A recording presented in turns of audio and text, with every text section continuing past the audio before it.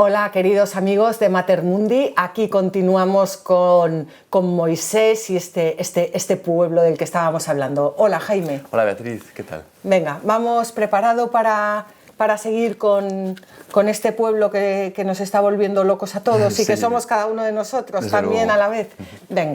Estábamos hablando de cómo Moisés estaba en lo alto del monte hablando con Dios, totalmente en éxtasis, y deja solo, bueno, no es que dejase solo al pueblo, le deja con Aarón. Y el pueblo, claro, 40 días, número de plenitud, tal, se empieza ya a impacientar, como nos pasa muchas veces a nosotros, y le mandan a Aarón a hacerles un dios con las joyas que llevan, que es un becerro. Un becerro al que adoran, al que rinden culto, con el que entran en comunión y ante el que montan una orgía que te mueres. Y cuando Dios se lo dice a Moisés, Moisés intercede por el pueblo y cuando baja se encuentra esa orgía que te decía yo, Jaime, que igual si la hubiera visto antes no intercedía.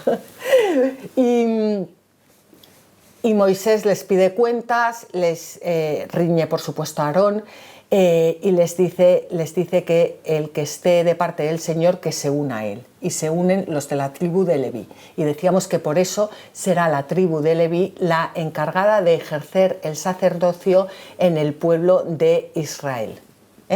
Pasa a la tribu de Leví. Bueno, pues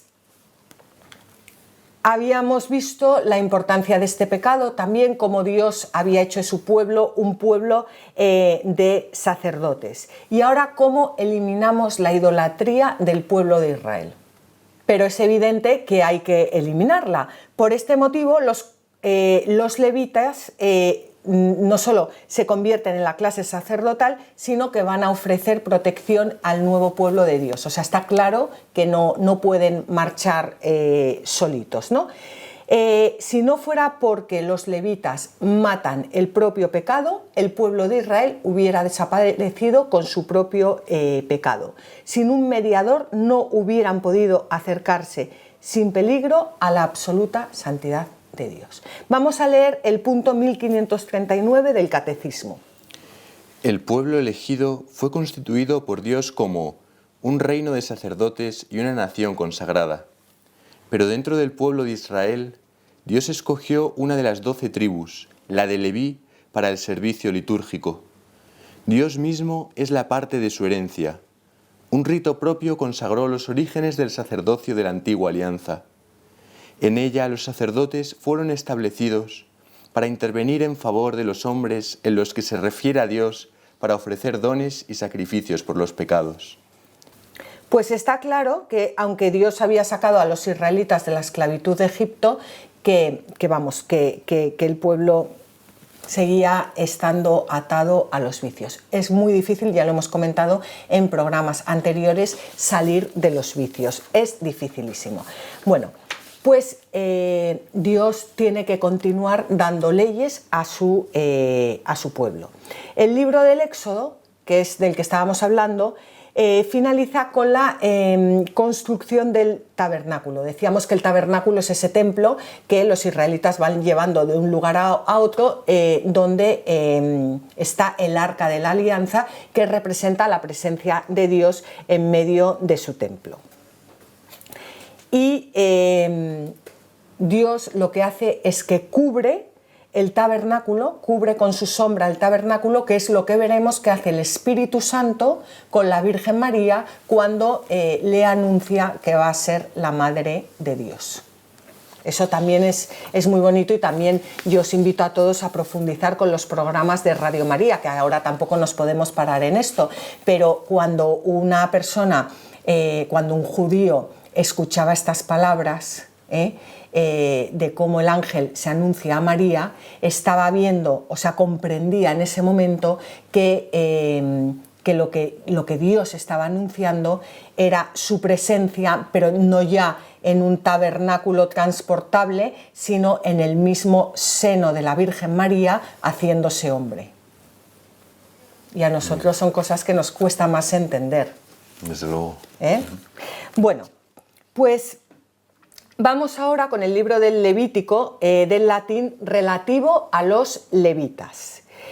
El Levítico, sabéis que tenemos, o sea, lo que son los 5 primeros libros de la Biblia, que forman el Pentateuco, que significa 5 estuches. Tenemos el Génesis, el Éxodo, el Levítico, Números y Deuteronomio. Bueno, pues el Levítico es un libro en el que se da instrucciones para el sacerdocio. Es como el manual de la lavadora, pues esto es el manual de la santidad. Para que los levitas sean santos y para que el pueblo sea santo. Está claro que los 10 mandamientos no bastaban, porque está claro que somos débiles. Bueno, todas las leyes que recoge el libro de los Levíticos, que son muchas, tienen la finalidad de enseñar a Israel cómo ser un pueblo santo.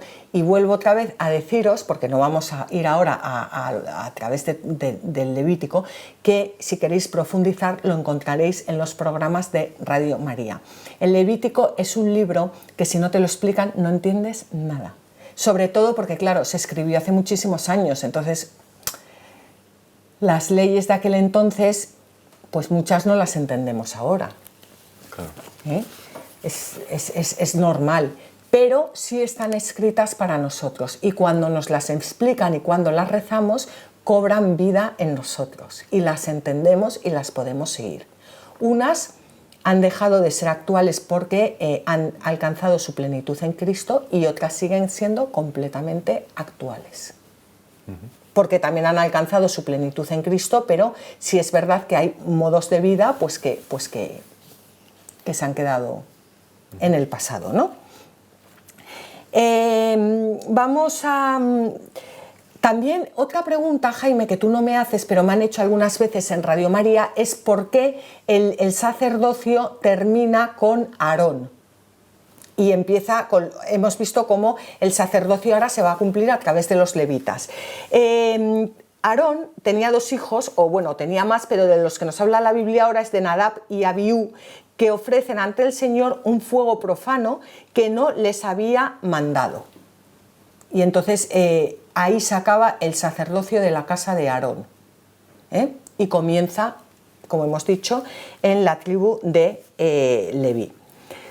Pues el libro del Levítico yo creo que no vamos a comentar nada más, pero que sepamos que es un libro de normas para llevar a cabo el sacerdocio de los levitas y de todo el pueblo que lo había perdido, pero bueno, que necesitaba sacerdotes para seguir adelante como los necesitamos nosotros ahora. Después del Levítico viene el libro de Números. El libro de Números contiene un censo de todas las tribus de Israel y en la tradición hebrea se conoce este libro como En el desierto, por lo cual ya te puedes imaginar de lo que nos habla, de todo lo que le ocurre al pueblo de Israel en el desierto.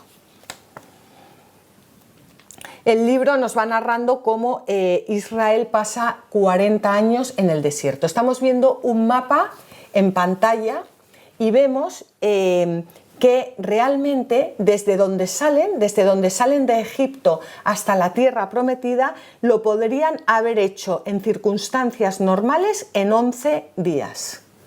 ¿Cuál es la pregunta, Jaime? ¿Que por qué tardan 40 años? Claro, ¿por qué tardan 40 años? Porque dan un rodeo muy grande, ¿no? Porque, ¿dónde se dirigen? A la tierra prometida.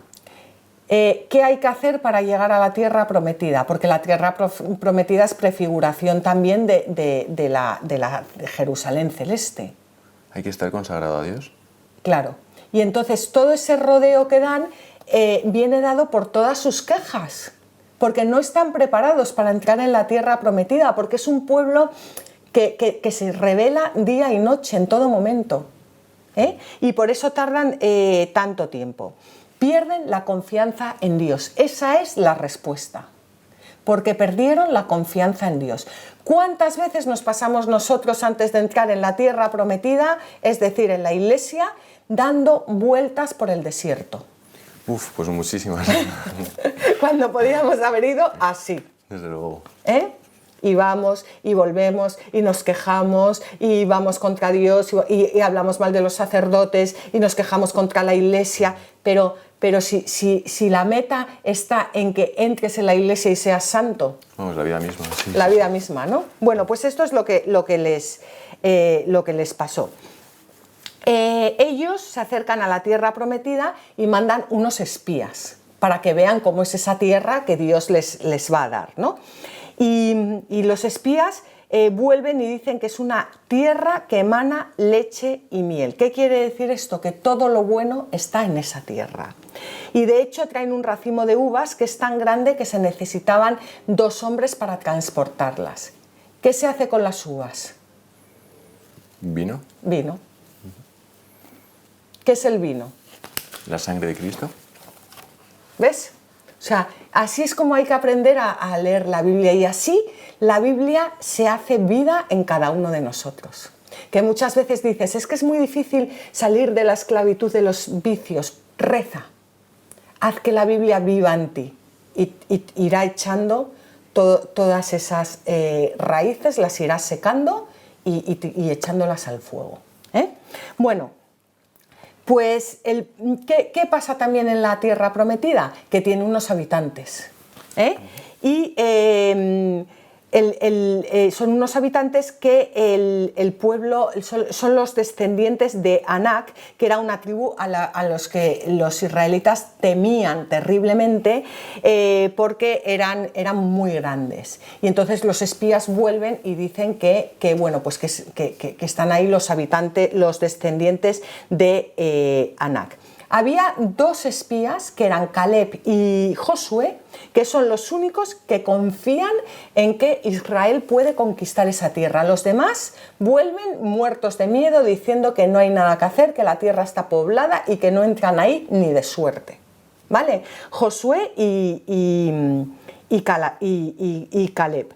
Bueno, pues otra vez volvemos a quejarnos y el pueblo dice, ojalá hubiéramos muerto en la tierra de Egipto, en este desierto, ojalá hubiéramos muerto porque el Señor nos ha traído a esta tierra para hacernos caer a filo de espada, tomarán como botín a nuestras mujeres y a nuestros niños, ¿no sería mejor volvernos a Egipto? Ese es el hombre, Jaime. Ya, vamos, la vida misma. La vida misma. Sí. Bueno, pues solo Josué y Caleb tuvieron fe en Dios. Solo Josué y Caleb se fiaron de Dios y decían, si el Señor nos es propicio, decían al pueblo, nos llevará a esa tierra que emana leche y miel y nos la dará. Pero vosotros no os rebeléis contra el Señor y no temáis al pueblo de esta tierra, pues ellos son como pan comido para nosotros. El favor divino se ha apartado de ellos mientras que el Señor está con nosotros. No los temáis. ¿Qué es lo que dijo San Juan Pablo II, que es mi papa? Claro, es no tengáis miedo, abrid las puertas a Cristo. No tengamos miedo de nada de lo que va a pasar. El Señor nos llama a habitar en la tierra prometida y da igual, Él nos va a llevar y Él nos va a salvar. Bueno, pues el pueblo que hizo, haciendo caso omiso de lo que le decían Caleb y Josué, intentan apedrearle. Y por su falta de fe, mueren en el desierto antes de entrar en la tierra prometida. Vamos a leerlo. Diles, vivo yo, oráculo del Señor. Según habéis hablado a mis oídos, así os he de hacer. En este desierto quedarán vuestros cadáveres. Todos los que fuisteis censados, todos y cada uno, de 20 años para arriba, los que habéis murmurado contra mí. No creáis que vais a entrar en la tierra que juré que ibais a habitar, excepto Caleb, hijo de Jefuné, y Josué, hijo de Nun. Pero vuestros niños, de los que dijisteis que los tomarían como botín, los llevaré y conocerán la tierra que vosotros habéis despreciado. Bueno, pues esto, cuando dice la Biblia no tentarás al Señor tu Dios, es esto, es rebelarte contra Él, es no fiarte de Él, es decirle ¿por qué me has sacado? ¿Por qué me has salvado? Yo quiero volver al pecado. Bueno, pues solo van a entrar en la tierra prometida Caleb y Josué. Y de hecho, Moisés va a morir a las puertas de la tierra prometida, el Señor va a permitir que las vea, pero no va a entrar. Por lo que pasa aquí a continuación, que el pueblo, bueno, el pobre Moisés estaba ya de este pueblo estaba desquiciado. Y le dice el pueblo: ¿por qué nos habéis hecho subir desde Egipto para traernos a un lugar tan malo como este? Esto, bueno, se lo dijo 80 veces, ¿no? Y Dios le dice a Moisés y Aarón que hablaran a una roca y que ésta les daría agua. Moisés está enfadado contra el pueblo y pierde la paciencia y no sigue los consejos de Dios y dice: escuchad, rebeldes, gritó al pueblo, ¿acaso podemos hacer manar agua de esta roca para vosotros? Y entonces, por su impaciencia y su enfado, en vez de golpear la roca una vez como le había dicho Dios, la golpea 2 veces, como no fiándose de él. Y por eso Moisés no entrará tampoco en la tierra prometida. Fíjate, Moisés, que fue a hablar con el faraón, que sacó al pueblo de Egipto, que intercedió por el pueblo, que veía a Dios cara a cara, que era amigo de Dios, no pisó la tierra prometida, pero se quedó, pero el Señor se la mostró. Ya. Y esto nos muestra la importancia de no desconfiar nunca y seguir hasta el final, confiando en Dios. Y una pregunta, ¿esa roca que emanaba agua Cristo. Es Cristo, ¿no? Siempre Cristo. Es que prefigura el agua que va a salir de su costado cuando le claven la cruz. Entonces, la golpeó 2 veces, que no se fió, que se enfadó contra Cristo, que no se fió de él, que... Podía, a lo mejor es otra burrada que digo, pero ya que es como la segunda vez, ¿no? Que la primera vez fue, bueno, Moisés y luego el soldado que también le metió la lanza al encostado con la vara y salió agua. Sí. A la roca que es Cristo, no sé si eso tendrá que ver igual. Sí, eso prefigura, exactamente. Bueno, pues Moisés y Aarón no van a entrar en la tierra prometida. Después de 40 años, todos los que habían rehusado ir a Canaán habían muerto. ¿Ves? Habían rehusado, o sea, habían dicho que no, habían desconfiado de Dios, no se habían fiado de él. Dios les sacaba de Egipto para llevarles a una tierra y le dijeron que no. Vamos a ver, todo esto nos está enseñando. Y Jesucristo ya nos ha salvado y ya nos ha abierto las puertas de la tierra prometida, tanto a nosotros como a estos. Pero la cosa será que nosotros queramos acogerla. Llegan al territorio de Moab, los hombres de Israel, y comienzan a relacionarse con las mujeres moabitas. Todavía no han entrado en la tierra prometida. ¿Qué hacen? Adorar al dios Baal, otra vez, con orgías, claro, porque todo va implícito, ¿no? Bueno, pues otra vez volvemos a lo mismo. Si es que es muy, muy, muy difícil. Y por eso el libro del Deuteronomio significa la segunda ley, porque Dios tiene que darnos más leyes, y más leyes, y más leyes, para que nosotros podamos cumplir su palabra, porque somos duros de cerviz. Y por eso en el Deuteronomio, por ejemplo, Moisés permite el divorcio y se hacen unas leyes que son más permisivas porque el hombre es incapaz de cumplir a rajatabla las leyes de Dios. Bueno, pues vamos a terminar este capítulo antes ya de entrar ya de verdad en la tierra prometida, porque ya en el siguiente programa tendremos una etapa nueva, ya no estaremos en el desierto, estaremos en la tierra prometida. Vamos a irnos, hemos dicho que el libro del Deuteronomio es una segunda ley, es un libro muy bonito, es un libro en el que también se dan muchas leyes por este motivo, porque el pueblo de Israel es incapaz. Pero el centro del libro del Deuteronomio es la Shema, que es lo que los judíos piadosos rezan todos los días, por la mañana y por la tarde, menos en las grandes fiestas y menos los sábados. Este texto es un texto que debíamos rezar también nosotros todos los días por la mañana y por la tarde.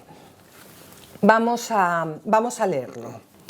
Estos son los mandamientos, leyes y normas que el Señor vuestro Dios ordenó enseñaros para que los pongáis por obra en la tierra a la que vais a pasar y tomar en posesión, a fin de que temas al Señor, tu Dios, y guardes todas sus leyes y mandamientos que yo te he ordenado, tú, hijo, y el hijo de tu hijo, durante toda tu vida, y así se prolonguen tus días.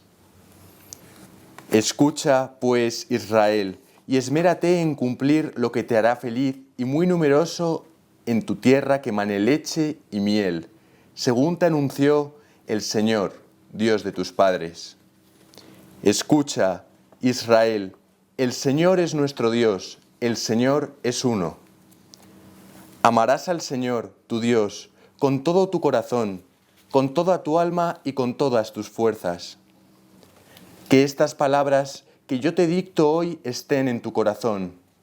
Las repetirás a tus hijos y hablarás de ellas cuando estés sentado en casa y al ir de camino, al acostarte y al levantarte. Las atarás a tu mano como un signo. Servirán de recordatorio ante tus ojos. Las escribirás en las jambas de tu casa y en los portones. Bueno, pues estas palabras fueron interpretadas por los judíos en sentido literal y ahí tienen su origen las filacterias y la mezuzá. Las filacterias eran unas correas que llevan los judíos atadas en la mano izquierda, si son diestros, o al revés, con 7 vueltas. Y al final aquí llevan una cajita con el texto de la Shema y también con el texto del Éxodo que les recuerda cómo Dios salvó a su pueblo de Egipto. Y también las llevan aquí en la cabeza 7 vueltas con la cajita, de tal forma que quiere decir que esta oración la llevan tanto en su pensamiento como en su corazón, porque la cajita queda a la altura del corazón, que hay que amar a Dios sobre todas las cosas, con toda la mente, con todo el corazón, con todo el alma y con todo el todo. Dios pide a Israel un amor completo. Dios nos pide que pongamos también nuestra voluntad en el amor, porque Él es el que nos ha amado primero y Él no puede exigirnos ese amor, pero nos lo pide. Y para ello tenemos que poner no solo nuestros sentimientos, sino nuestra cabeza, nuestra voluntad y querer hacerlo. Con todo tu corazón, con toda tu alma y con todas tus fuerzas. Vamos a terminar este programa leyendo un pasaje del Evangelio de Marcos, cuando se acercan unos escribas y le preguntan a Jesús cuál es el primero de los mandamientos. Se acercó uno de los escribas, que había oído la discusión, y, al ver lo bien que les había respondido, le preguntó: ¿cuál es el primero de todos los mandamientos? Jesús respondió: el primero es: escucha, Israel, el Señor Dios nuestro es el único Señor, y amarás al Señor tu Dios con todo tu corazón y con toda tu alma, y con toda tu mente y con todas tus fuerzas. El segundo es este: amarás a tu prójimo como a ti mismo. No hay otro mandamiento mayor que estos. Y le dijo el escriba: bien, maestro, con verdad has dicho que Dios es uno solo y no hay otro fuera de él, y amarle con todo el corazón y con toda la inteligencia y con toda la fuerza, y amar al prójimo como a sí mismo, vale más que todos los holocaustos y sacrificios. Viendo Jesús que le había respondido con sensatez, le dijo: no estás lejos del reino de Dios. Y ninguno se atrevía ya a hacerle preguntas. Bueno, pues fíjate, amarás al Señor tu Dios con todo tu corazón, con toda tu alma y con toda tu mente, está escrito en la Shema, Deuteronomio 6:5. Y amarás a tu prójimo como a ti mismo en Levítico 19:18. Por eso, de esos 2 mandamientos penden toda la ley y los profetas. Lo que hace Jesucristo es que une la Shema, el Deuteronomio, con el Levítico y dice: de aquí todo lo demás. Este es el mandamiento que yo os doy, el mandamiento del amor. Amar a Dios con todas tus fuerzas, con todo tu corazón, con todo tu alma, y al prójimo como a ti mismo. Pues de aquí vienen, del libro del Deuteronomio y del Levítico, es este mandamiento que engloba todo lo demás. Entonces, el libro del Deuteronomio, el Pentateuco, se cierra a las puertas de la tierra prometida. ¿Y qué es lo que nos está diciendo? Que para entrar en la tierra prometida debemos ser fieles al Señor. Y vamos a ver cómo el pueblo de Israel entra en la tierra prometida y sigue siendo infiel y le siguen atacando, y bueno, porque es la historia de nuestras vidas. Pues vamos a terminar. No sé si quieres comentar algo antes de terminar, Jaime. No, bueno, pero que es verdad que a veces pues uno dice que la Iglesia se tiene que actualizar o hay que cambiar las cosas, y es verdad que Jesucristo llegó y no quitó para nada la ley antigua, o sea, no quitó el Deuteronomio ni nada, solamente que lo recordó y dijo, oye, que esto es lo más importante, ¿no? Que a veces parece que Jesucristo, hay gente, ¿no?, que dice, yo mismo pensaba que lo cambiaba todo de golpe, y no, para nada, o sea, lo que hace es recordar ya lo que había y darle la importancia que tiene. Y mostrarlo. Pues totalmente. Así que Jesucristo ya nos ha dicho todo lo que nos tenía que decir, y lo importante es que lo conozcamos y que nos enamoremos de Él y que lo vivamos. Es muy difícil amar a Cristo si no le conocemos, y Él nos ha dejado su palabra.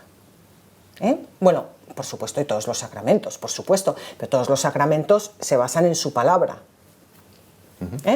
Bueno, pues muchísimas gracias, Jaime, muchísimas gracias a todos, y nos vemos ya en el siguiente programa, en el que empezaremos el capítulo, nos toca el siguiente, el capítulo 9.